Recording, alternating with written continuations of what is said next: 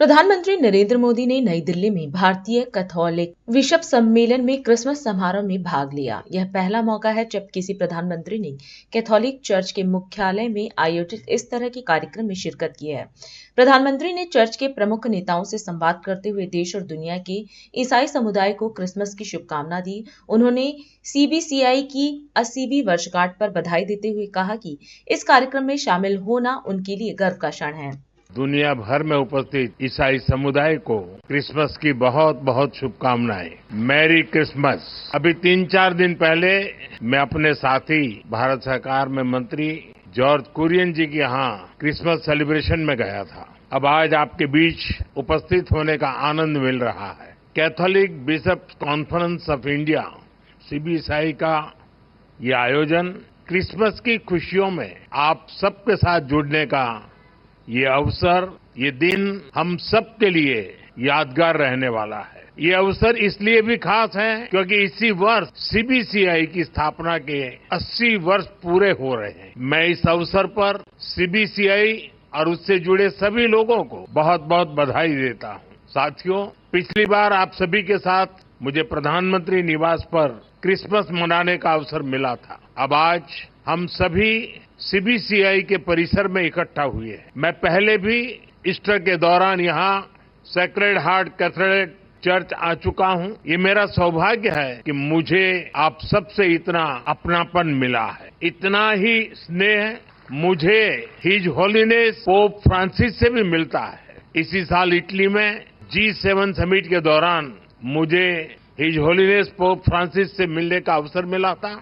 पिछले 3 वर्ष में ये हमारी दूसरी मुलाकात। मैंने उन्हें भारत आने का निमंत्रण भी दिया है। इसी तरह सितंबर में न्यूयॉर्क दौरे पर कार्डिनल पीट्रो पैरोलिन से भी मेरी मुलाकात हुई। ये आध्यात्मिक मुलाकात, ये स्पिरिचुअल टॉक्स, इनसे जो ऊर्जा मिलती है वो सेवा के हमारे संकल्प को और मजबूत बनाती। साथियों, अभी मुझे हिज एमिनेंस कार्डिनल जॉर्ज कुवाकार्ड से मिलने का और उन्हें सम्मानित करने का अवसर मिला है। कुछ ही हफ्ते पहले हिज एमिनेंस कार्डिनल जॉर्ज कुवाकार्ड को हिज होलीनेस पोप फ्रांसिस के कार्डिनल की उपाधि से सम्मानित किया है। इस आयोजन में भारत सरकार ने केंद्रीय मंत्री जॉर्ज कुरियन के नेतृत्व में आधिकारिक रूप से एक हाई लेवल डेलीगेशन भी वहां भेजा था। जब भारत का कोई बेटा सफलता की इस ऊंचाई पर पहुंचता है तो पूरे देश को गर्व होना स्वाभाविक है। मैं कार्डिनल जॉर्ज कुवाकार्ड को फिर एक बार बधाई देता हूं, शुभकामनाएं देता हूं। साथियों, आज आपके बीच आया हूं तो कितना कुछ याद आ रहा। मेरे लिए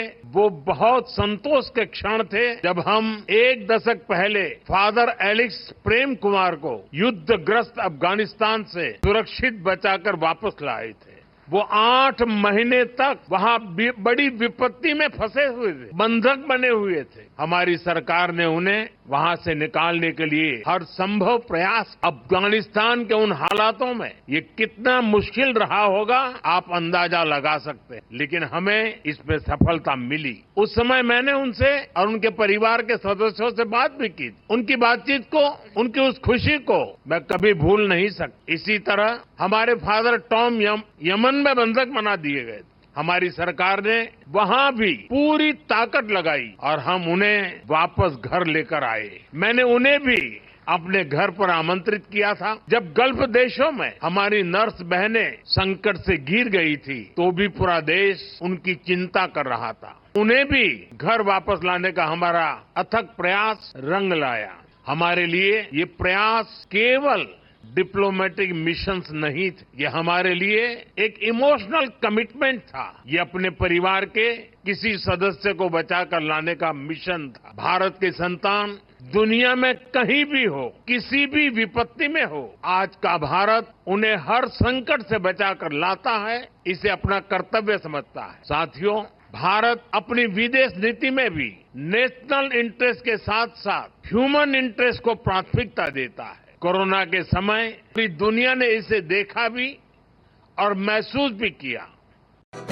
राष्ट्र सर्वप्रथम, राष्ट्र सर्वप्रथम, राष्ट्र सर्वप्रथम, राष्ट्र सर्वप्रथम।